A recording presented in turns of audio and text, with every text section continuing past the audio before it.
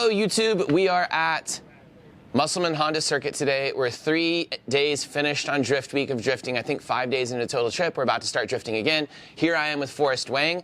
I've known Forrest for a long time. He doesn't talk a lot, so I don't think a lot of you guys, if you're younger, really know much about him, because you just don't self-promote like a lot of people do. So sometimes he's not super talkative, but I coerced him into chatting with me for a while because these are pretty long-form talking for you.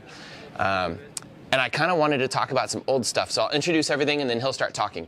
So I used to drive with you in Nopi and a full season of D1. So we drove together for like 3 years way back in the day. But going back even farther than that, I wanted to tell us about what got you into drifting and all these things, because my very first time I ever saw you in real life, I think, was in Phoenix, Nopi in like 2007 maybe. But before that, I saw you in these really old videos called drift sessions, I think. In Hawaii, yeah. In Hawaii. New to the Group A, we have Forrest Wang in his S13. Not a very fast entry for the chicane, a little slow. Coming in, brakes about as wide as Mitchell through the off-camber. He starts to cut out a bit in his approach to the sweeper. Seems to be having problems. He starts a decent drift into the sweeper, and then he putters out right at the beginning.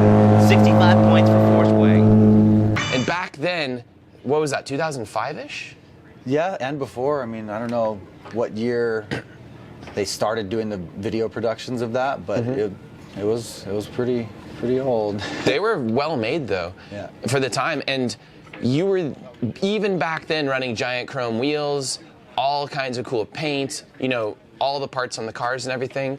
You've always been a standout from your driving and from your presentation, and you don't have to go out on YouTube because everybody makes the media about you, which is really unique about you.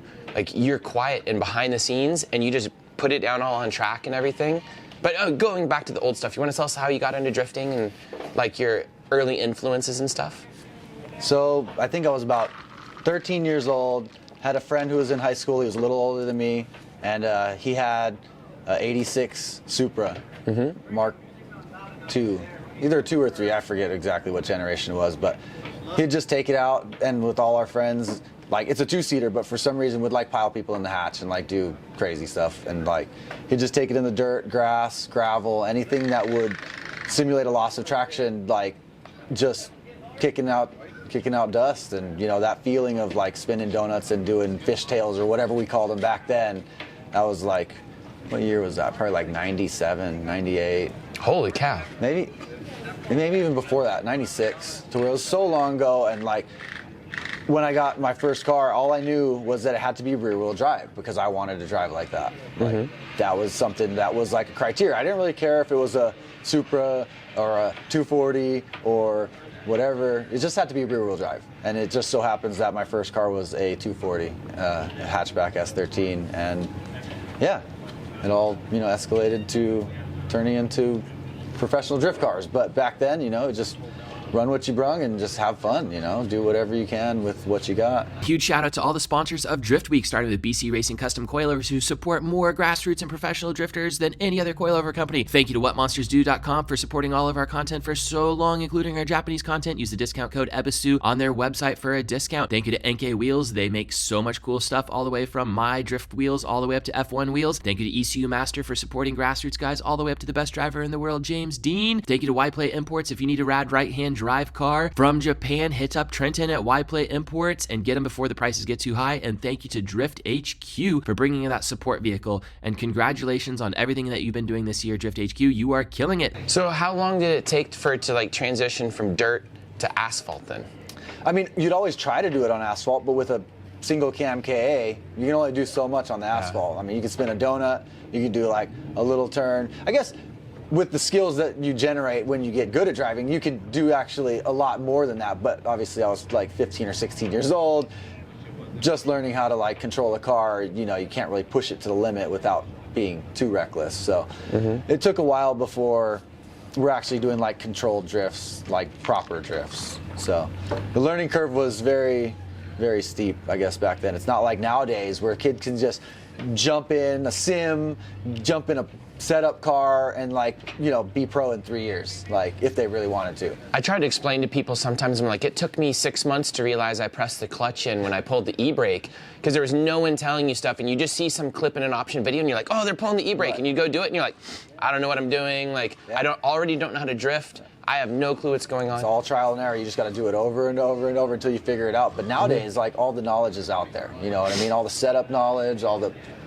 car, you know, control techniques. There's so much, like, just, you know, videos of how-tos and everything. It just makes it a different world. Like, I compare, like, to, like, Alec Honadell, when we brought him on for FD, like, he was, I think he did, like, a year of Pro-Am, jumped straight into Pro because that was before they had Pro 2, and became a, you know, rising star in like his 3rd year of drifting, and he was killing it. But it was just because nowadays technology is so much different than, like you said, when we were doing this when we were growing up. It was like, I couldn't get coilovers if my life depended on it. It just, good luck. I remember not understanding where you bought coilovers. Yeah. You know, like I didn't know who to talk to. Where do you like, get coilovers? Yeah. And I'm not talking about the Honda like ground controls, like an actual set of like shakujo, whatever they call them in Japan back in the day. It's like how, like, American companies didn't make them. They weren't available. Like, and then the first ones that came out were like Tanes or whatever, and they were like super expensive, but it was still like coilovers, which you gotta have. I mean, you can't be drifting on the stock spring shock combo. And they're super bouncy. Yeah. All the early coilovers were so bouncy. Oh yeah. So how'd you go from a single slammer to like super stylish? Because by the time I saw you in drift sessions in like 04, 05, you had a really aggressive SR setup, you had big wheels, you had paint, you had aero, like you were super into it, and you had to have some type of influence to get there. So you had to have some type of like magazine you were reading. Yeah, Drift Tengoku's options. So after I finished high school, I moved out with a friend who worked at one of the tuner shops in Hawaii. The big tuner shop was called Hypersports, and he worked there. And he was like option Drift Tengoku like buff. Like he had a shelf with every video that they ever made in a row, all in chronological order. Like, so I'd just geek out and watch all these videos. Like, you know, I watched all of them. Like to where, and then started going getting all the magazines, the Drift Tengoku magazines and stuff like that. It's like just, I guess, adopting that style and seeing like what those guys were doing, because obviously they were doing it, and they were the first to really like do it like right, you know. To me, like, right is like style. Like, if you're drifting and you don't have style, like, are you really winning? Like, yeah, you're doing good, you're fast, but like if it doesn't look good, this is a style sport. This is like made to look good. It's a show for the spectators. It's not really a race. Like, so you gotta look good. So a lot of their cars always nice paint, nice graphics, good stance, good wheels. So that's just always been like burned into the style of cars that I build. So I think that's what really like influenced my like style of my builds and everything, and even probably style of driving, because the way, you know, some of those drivers would whip the cars, it was like very aggressive and big strong transitions and trying to hold as much angle as they could and stuff like that. How difficult was it for you in Hawaii getting all those parts? Was it easier because you were in Hawaii? Because a lot of those parts early on in, say, 2004, like you were running BN, weren't you? Like Type 4 type stuff? Yeah. How hard was that to get all of that? Because that was really early on for those parts. Just by chance that, so another thing, professional drifters from Japan came to Hawaii before they ever came to California. So I think they came to California in like 03 or something for D1. They came to Hawaii before that.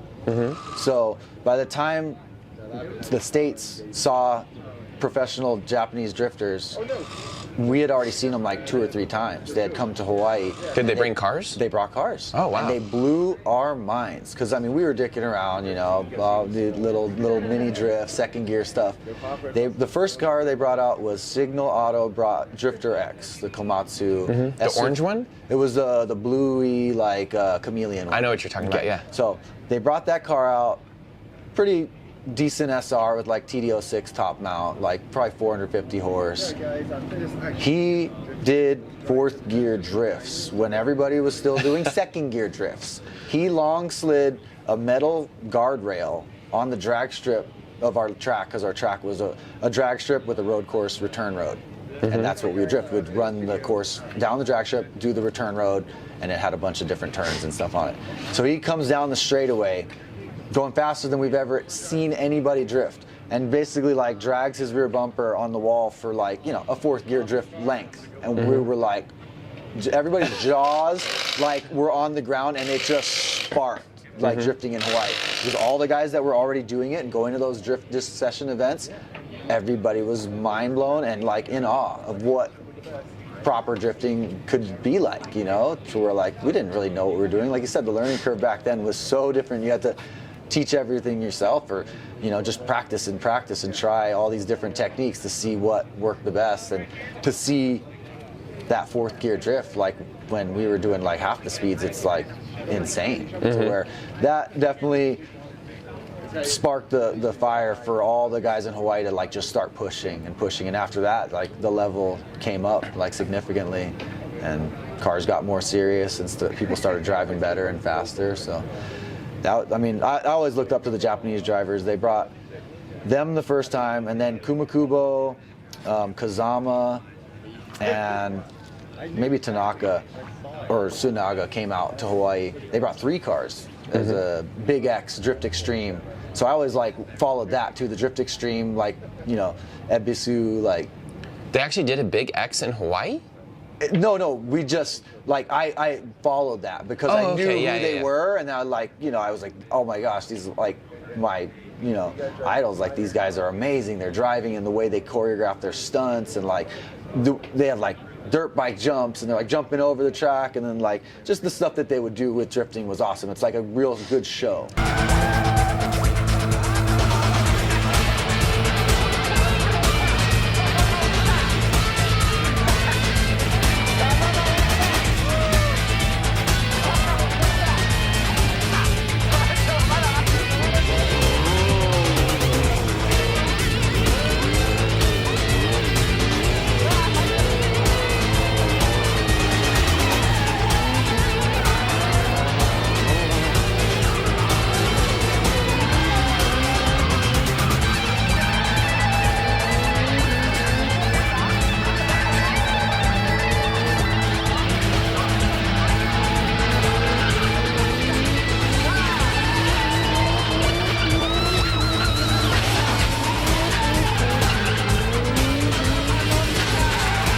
I've been begging them to bring those back at Ebisu, and they're like, you can't do them nowadays.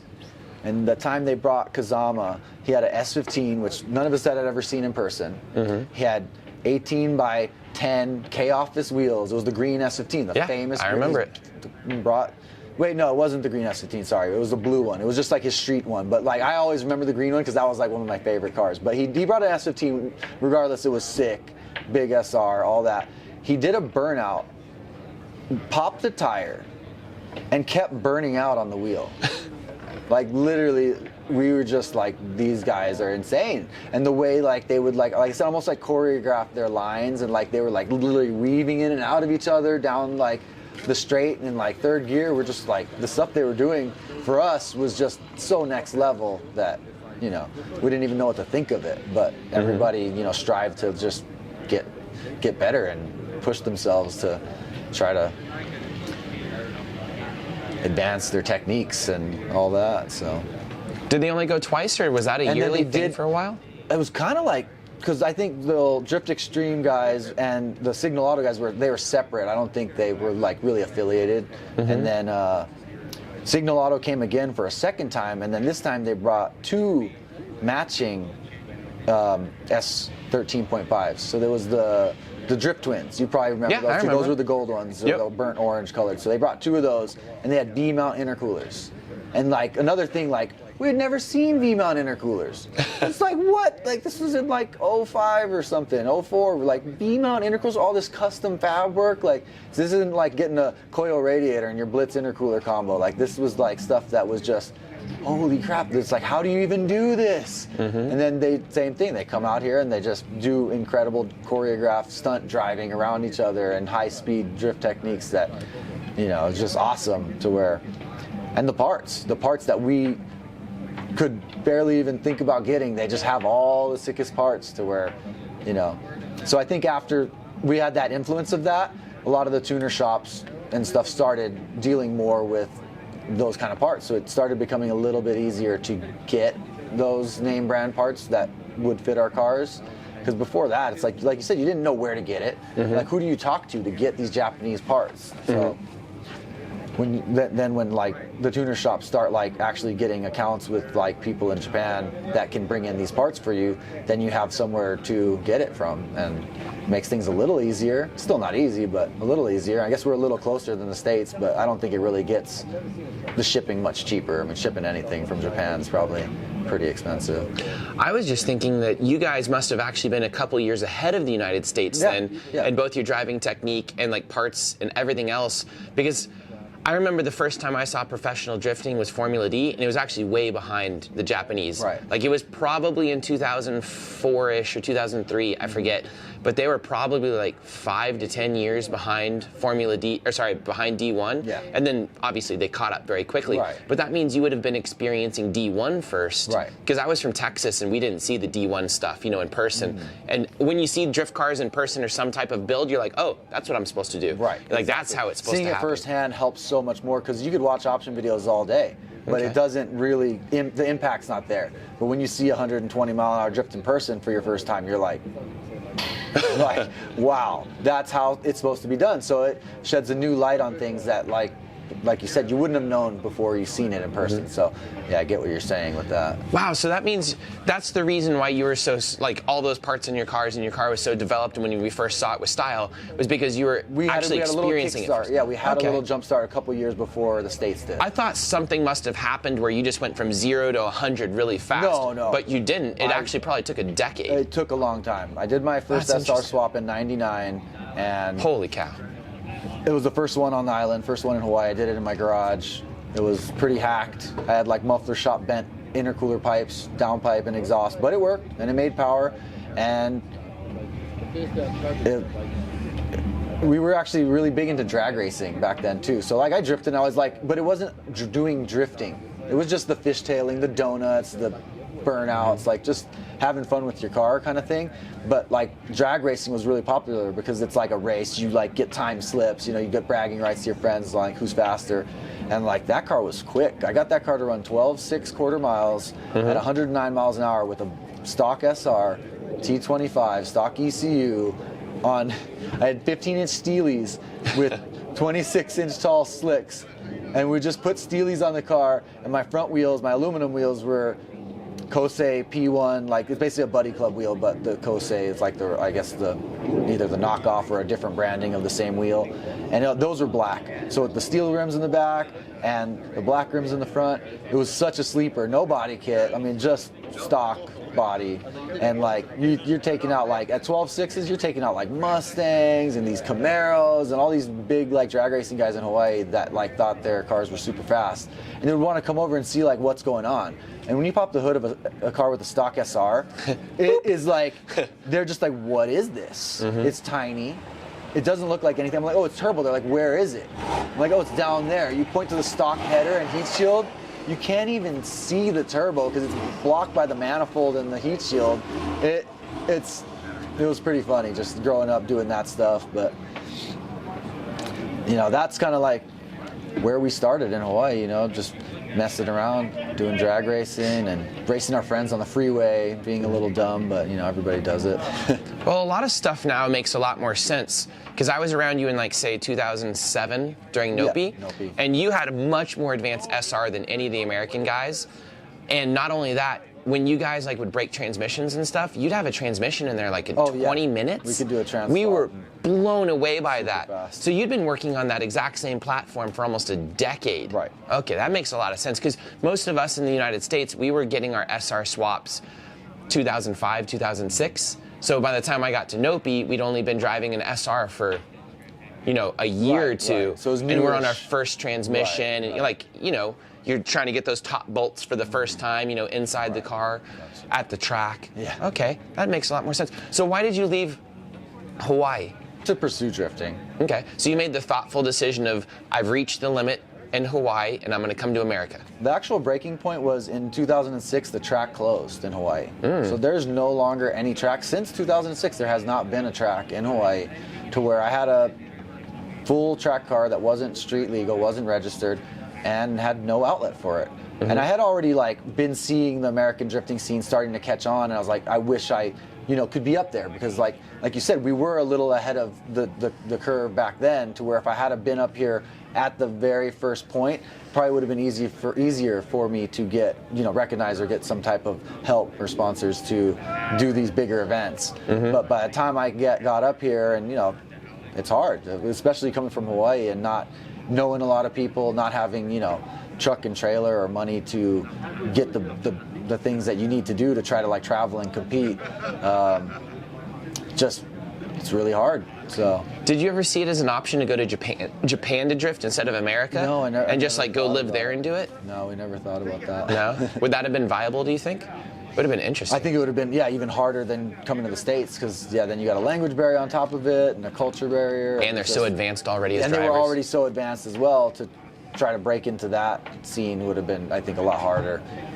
And so shipped the car over from Hawaii to the States and did a top drift. I think I got third at my first top drift in a Sylvia S13. It was right-hand drive, and I was okay in it, but I just knew that the right-hand drive was holding me back, because I didn't get enough seat time in the car, and why put yourself at a disadvantage just because, like, back in Hawaii it was like cool, like, I mean, it's cool anywhere, right-hand drive, like, ooh, JDM. I thought like, oh, it's cool. I bought a JDM car from somebody for like $2,000. It was a running Sylvia for $2,000. Like, but you never get as good as you are, and you're like, that's how I feel. But some people, if they do it enough, I mean, there's guys that, like Osbo, he could probably drive at a very, very high level, left hand, right hand, doesn't matter. Turn it on, turn it off, switch cars, do the same thing in both. Like, with enough seat time and enough practice, I'm sure you can get to that point. But at where I was at, beginning out, like, why try to, do something that I know I wasn't 100% at. So that car ended up getting parted out and put together S14 with most of the parts, the engine setup, and a lot of the parts went on to S14, and started running that car. And around that time, Nopi Drift, I think right when I partnered up with Full Race Motorsports, they were based out of Phoenix, Arizona, and they started giving me some support with a shop to work out of, trucks and trailers to use to get to events. Like, I didn't have a trailer. Crazy story about when I first shipped the car up from Hawaii. We shipped it like on an airplane, because I guess this company that I had somehow found out about, they import a lot of stuff to Hawaii on planes, but they don't export a lot of stuff from Hawaii on planes. So there was like a lot of dead space, empty loads going to the States. So I hooked up with this company called like Pacific Cargo something, Air Forwarders or something like that, and they ended up shipping our cars for less than it would have cost to put them in a container to ship. And we went to the airport, dropped the car off, they put it on a skid or whatever, and they loaded it in a plane. Fly out to California the next day, pick up my car the next day at a warehouse in California, and then street drove it from the airport, not like the part where you like fly like as a passenger, but as the cargo, like where all the FedEx warehouses and stuff. So like pick up the car from a warehouse, street drove it straight to Willow Springs, and then competed at Willow Springs, top drift, got first place at that event, and then street drove the car to Vegas, where I had a friend who was living in Vegas at the time.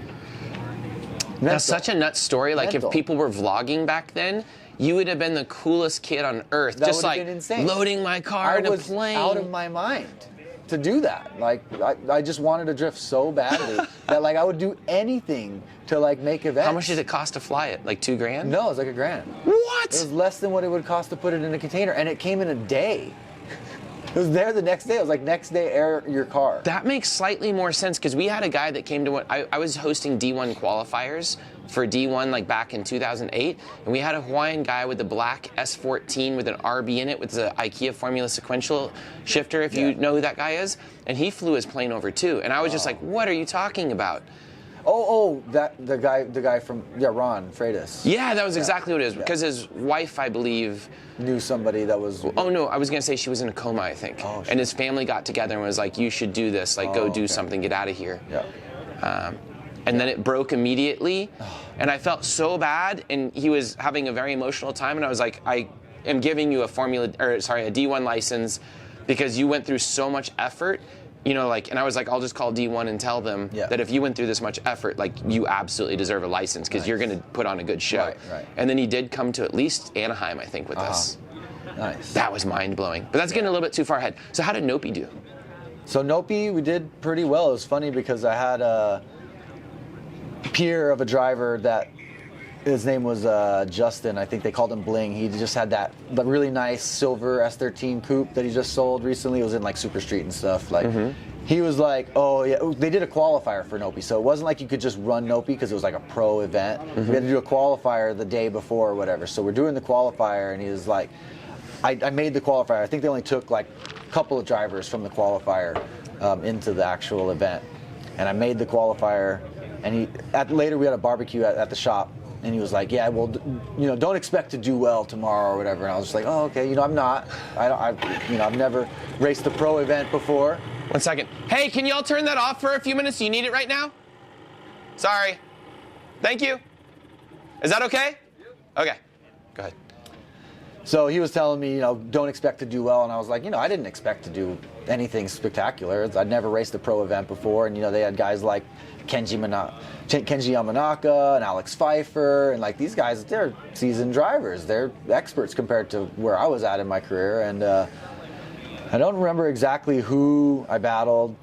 I think I had to battle Taka's wife first, and went deep and kind of led her into the wall. And Taka was always, ever since then, he's always like giving me a hard time. Where was this at? It was at the Nopi.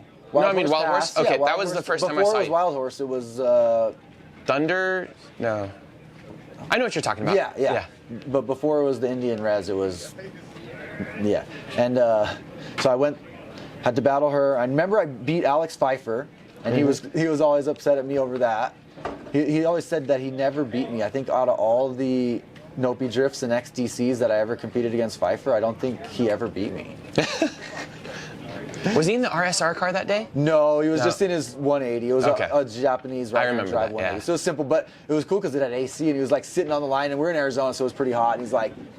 I remember now he had 225s on it. Yeah, it was probably really small. Yeah. And I was on like probably 255s at least. I had a decent SR, and to where I maybe have outclassed him a little bit on that event. But then in between those and like after all that, I ended up in the finals with Kenji Yamanaka, who's obviously was the best driver there. Like, I mean, he beat me that event. Japanese driver that.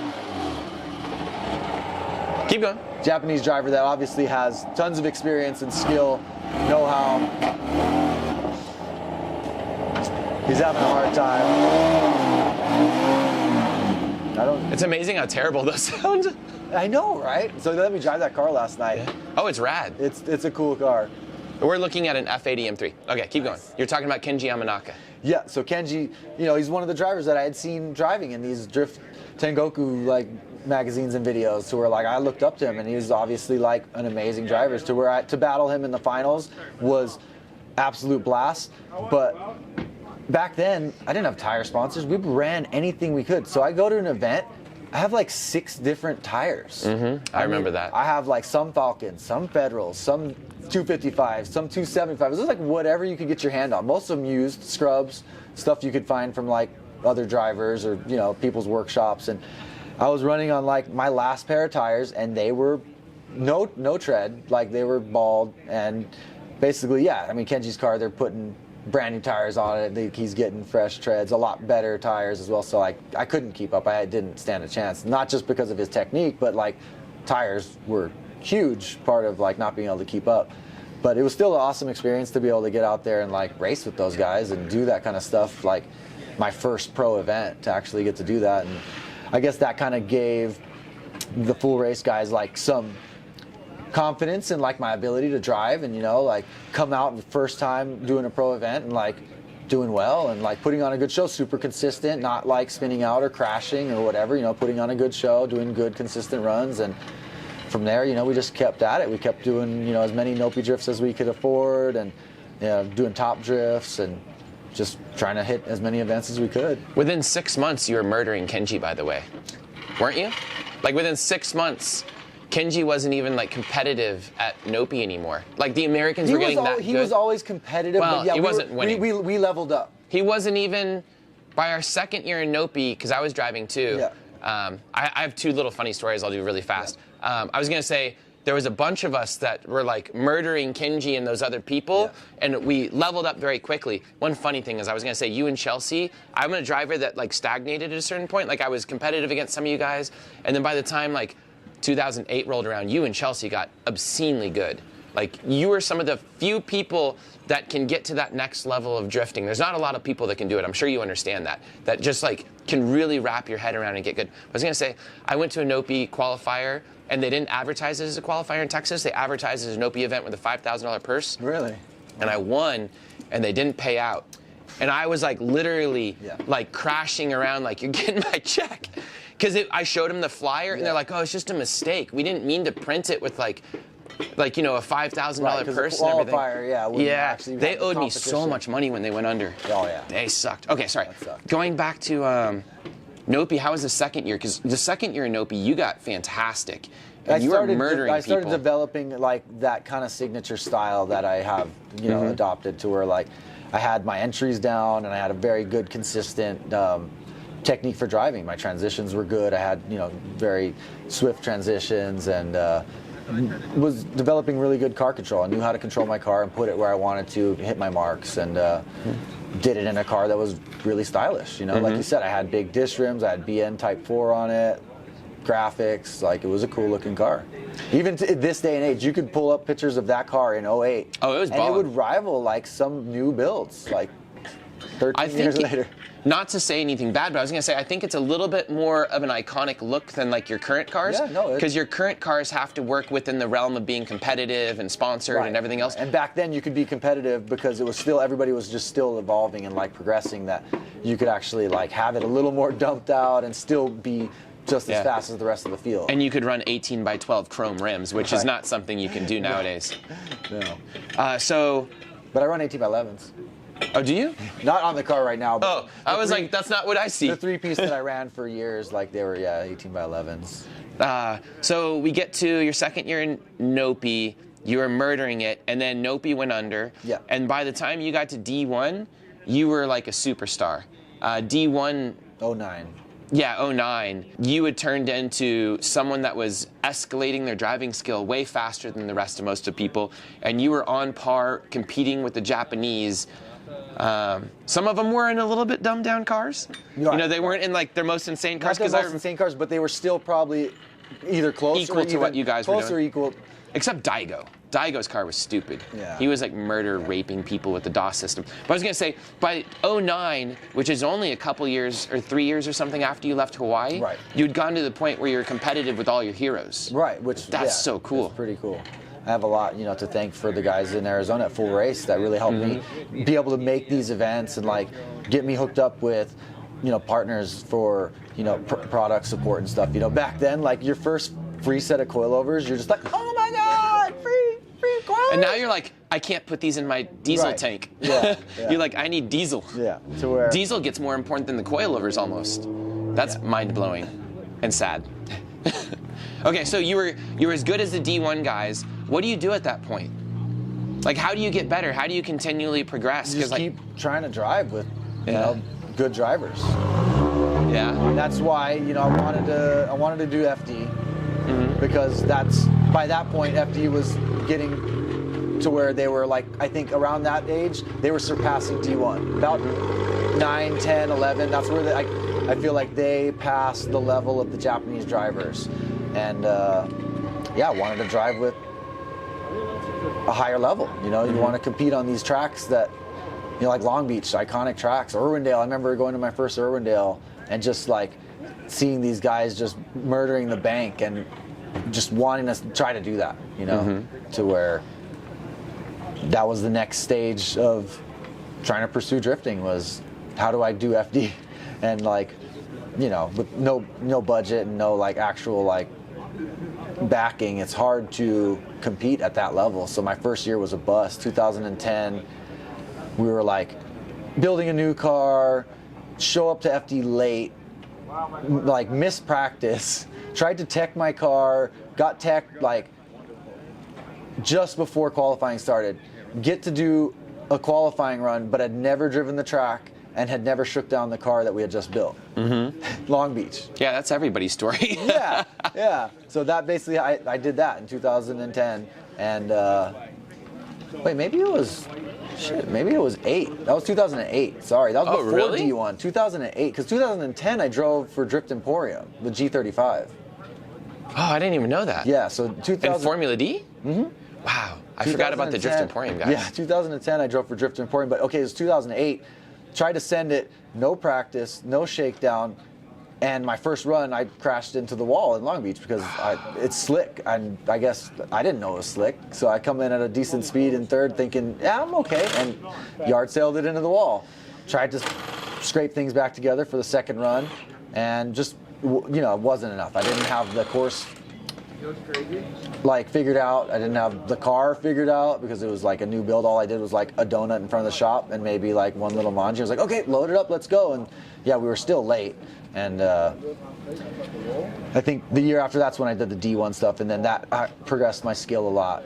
And I think from doing the D1, I got the attention of the Drift Emporium guys, and they offered me a ride to drive their car, sent me out there, do a test day at a little mini comp, won their little mini comp in Atlanta in the car, the first time I'd ever drove the car. And then I think I drove the car 4 rounds in 2010. I was doing pretty well. I got top 16 in Long Beach. Some really good competitive runs in that car.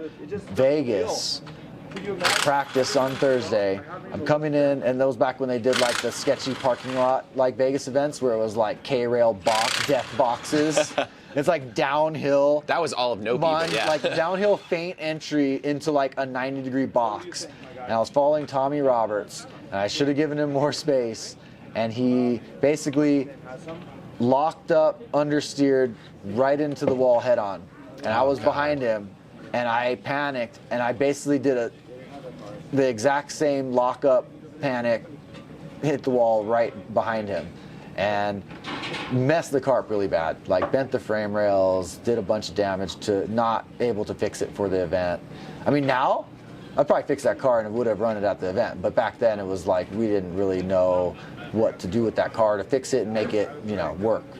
So that kind of like, they didn't have the budget or the want or whatever to fix that car, so I missed out on the rest of the season, which major bummer because I probably would have been like, rookie of the year that year or something like that, or at least, finished in the top 16 to 20 positions or something for the season. And after that, I got pretty discouraged on like FD for a little bit. I don't think I even tried to pursue it in 11 or 12. We teamed up with my buddy Garrett back then in 2012, and that's the year that we campaigned the matching Jay-Z coupe drift cars. That was cool. That was a great year of Pro-Am.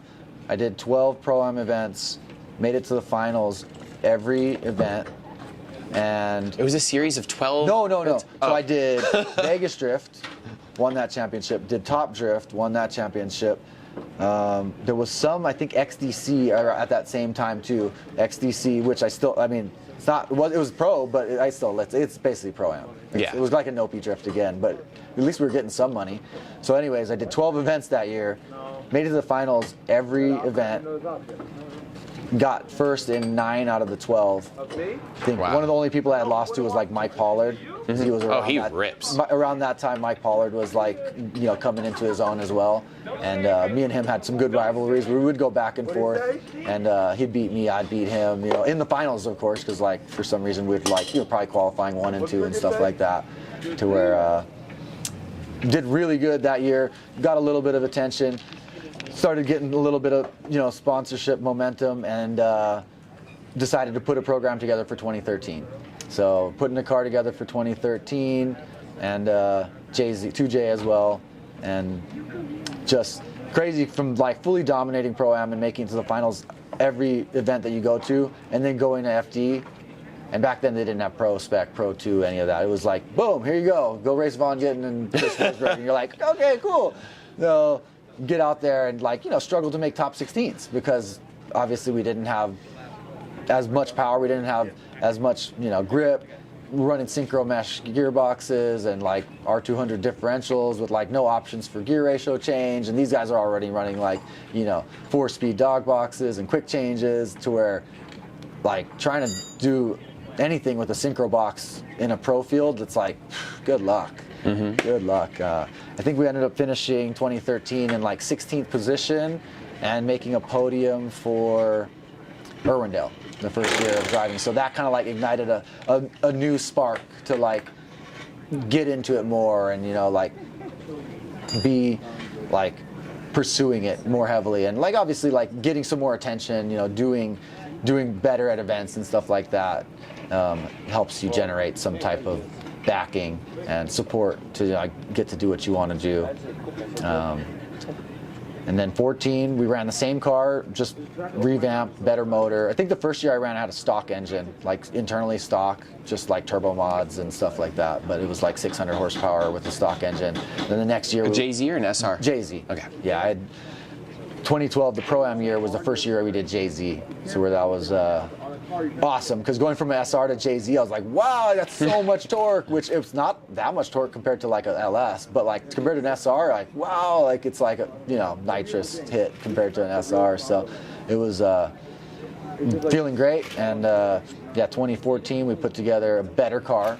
That year we switched to WiseFab halfway through the season and loved it. Just like adapted that WiseFab into my style, like seamlessly within like a round or so of like driving it, and I loved it. Actually, it was the second event I think we got WiseFab on the car for Atlanta, and immediately like fell in love with the way the car drove. It allowed me to do things that I couldn't do without it. The way the car would maneuver and like pivot on a different axis was like allowing me to drive in a way that was very hard for other people to follow.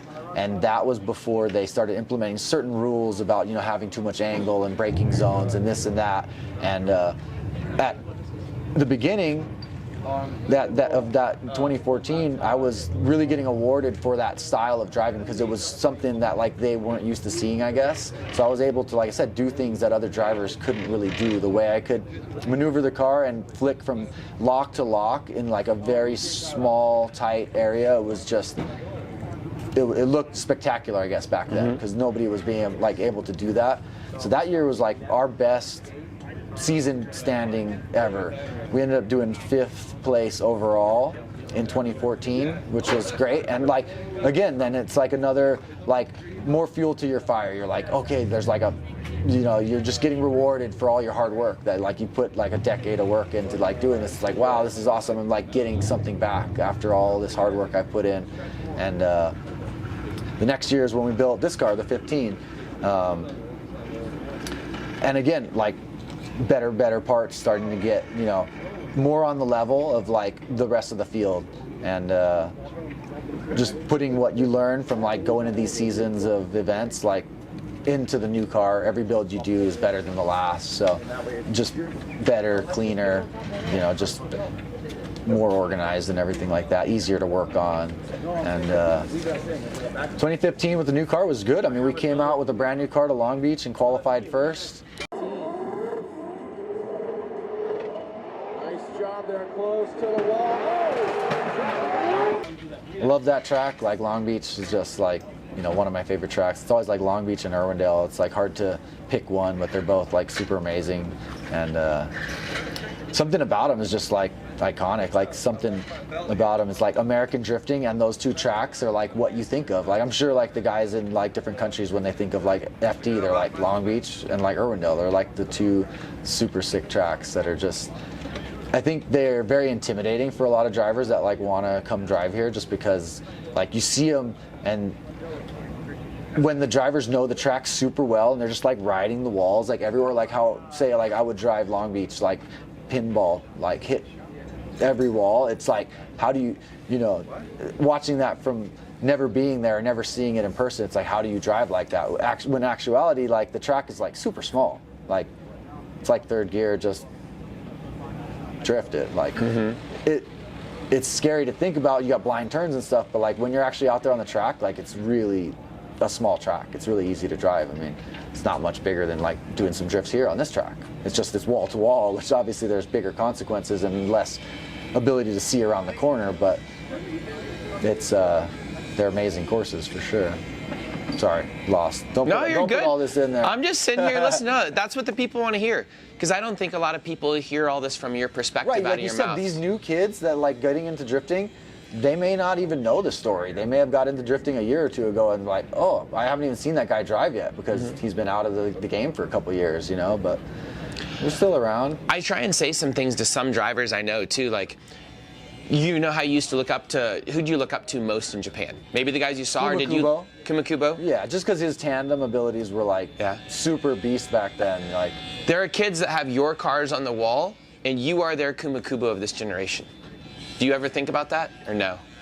I don't think about it, but I guess I know that that is how it is. I don't really think about it. I'm very like, I understand. You're very person. humble. I don't really like try to think about myself in that way. You're like, I'm a humble guy that drives a 1,000 horsepower car in 18 by 12 3-piece wheels with like a body kit scraping the ground. But no, you are. You like, there's people that have your poster on their wall, absolutely, and you are their icon. And I think it's easy because one, you're never cringeworthy. Like, it can be tough for all these vlogger kids not to end up cringeworthy. We're like, how many FD guys do you watch like doing vlogs in front of them, and you're just like, oof. I don't watch it, so I don't really know. Well, you can imagine. I guess you see them do it at the events. Yeah. I and like you have super stylish things. You don't worry about other people's opinions. You give off the air of being a badass. You give off the air of like cool. Like how a lot of the Japanese guys, they're just cool. Like you didn't think about them. Like, do you ever think Kumakubo cares what anybody else thinks? No, dude's rad. Yeah. You need your own track like him. I know, right? You need your own American Ebisu. What do you think is next? Do you want to talk about anything next? Do you want to talk about?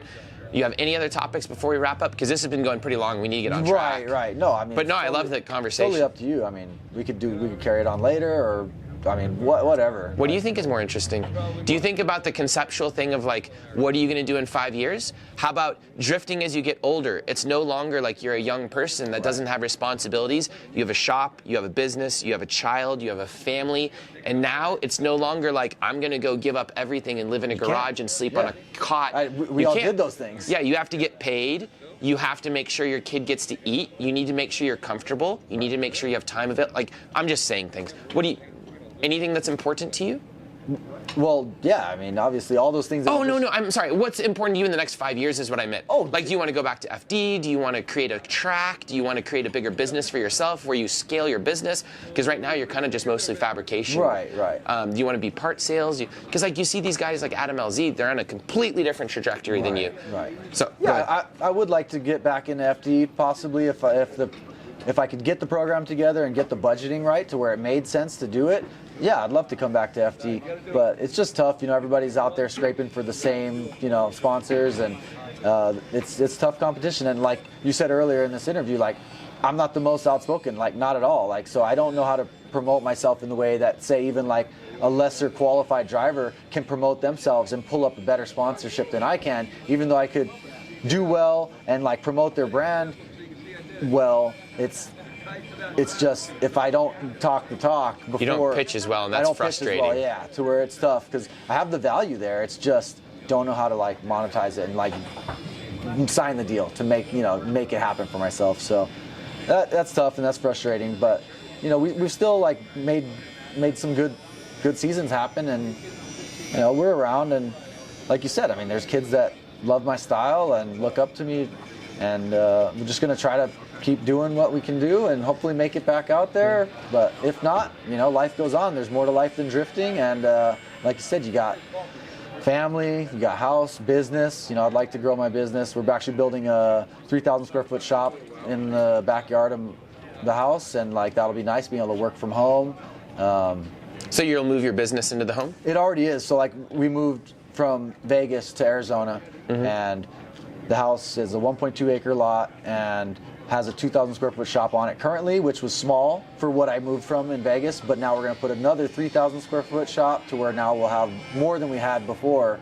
So hopefully expand the shop, get some more tooling, get some more equipment, and be able to expand the business and maybe get into a little more like production level of fabricating, components for either cars or even getting into off-road. I love off-roading, and Arizona off-road scene's really good, so possibly start building, more off-road buggies or doing custom work on people's like off-road buggies. And those guys have more money. Yeah, they're usually a different crowd, older crowd, got consistent jobs and, not, like you said, sleeping on the floor of a shop, eating ramen to like put tires on their drift car. And they're not going through all the money of tires, right? Even though a set of 40s is like $3,000, but still they're not consuming. Years. Yeah.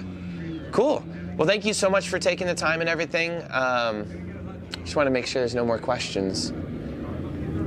I think we covered everything. You're really good at interviewing, by the way. No, I'm not. You are. I ramble on. No. I need more direction. I need a shorter answer for That's a particular not what people question. like. People Really? love Joe Rogan interviews for 3 hours. All right. There's You've never done an interview this long, have you? Or have probably not. Yeah, I was gonna say people love that. They want to see inside. Natural. Yeah, It's more natural. It's like a chat. Yeah. Oh, okay. I know what I want to say. This will be real quick. How many transmissions have you broken for SRs? I remember you broke like 18 in a season or something. I'd say probably 30. Broken 30? Well, I don't think there was ever 18 in a season. I may break 5 in a season. I remember at just like one event you changed 3. No. I feel like it. No, that's an exaggeration. I don't think I've ever broke more than. Still, 30 transmissions is a lot. Yeah. So and like we were getting them for cheap. I mean, I've got SR. I mean, They're SR $1,000 trans. now. I've got SR trans for $20 a piece. I bought 3 from a shop for $20 each at one point. So we're like back then I was like, oh yeah, it's just a trans. We'll just change it out in like less than an hour. But it's like I wasn't thinking about like when you're at an event and if your success is on the line of this glass transmission, it's not worth like skimping on it, as to where like now obviously like a lot of people's like mindset's way different on the builds of their car. They're like, well, I could save money or I could make something that's reliable. Now everybody just wants reliable cars because obviously it's the smartest thing to do, but when like you said, you're eating ramen off the floor of the shop and freaking not ramen off the floor, but sleeping on the floor, eating ramen in the shop, living, just trying to make ends meet. For me, it was your labor's cheaper than a train. For me, it was Jack in the Box 50-cent tacos. Dang. So where the shop was, and I did sleep on the floor of the shop a lot of times. There was a Jack in the Box walking distance, so it was 50-cent tacos. The 2 for $1 tacos. Everybody looking from the outside just expected you're a rich kid because they see your car, they see because you were crazy young when you first showed up, and you're eating 50-cent tacos. 50-cent tacos because we wanted to put tires on our drift car, making it work. All right, I'll let him go drive. Thank you so much. Thank you for coming out to Drift Week 4. We're at Musselman Honda Circuit. I should have said all this stuff at the beginning. And I want to thank him for coming out and driving with these guys because so many of the guys have come up and they're like, Aaron, I got to tandem with Forrest, the guy in the IS300. You made his day. He's like, I screwed up in front of him, and he waited for me, and we did another lap. That was amazing. It made the whole trip worth it. So they're so excited, just like Matt and Chelsea. Yeah. You guys are some of the ones that are so I don't want to just say you're grassroots oriented or whatever, but like you love drifting. We came through the ranks. Yeah. It wasn't like we came in the first wave and we're like snap pro, like how, first wave. Yeah, you're like, I'm a motor trend now. We had to work. We had to work to get to anywhere. Yeah. It wasn't easy. We did pro-ams and, we hustled and ran whatever we could get to get out there. You make these guys' day when you get to drive, like they get to drive with you and stuff. So thank you very much. All right. Thank See you later. Have fun driving. Thank you.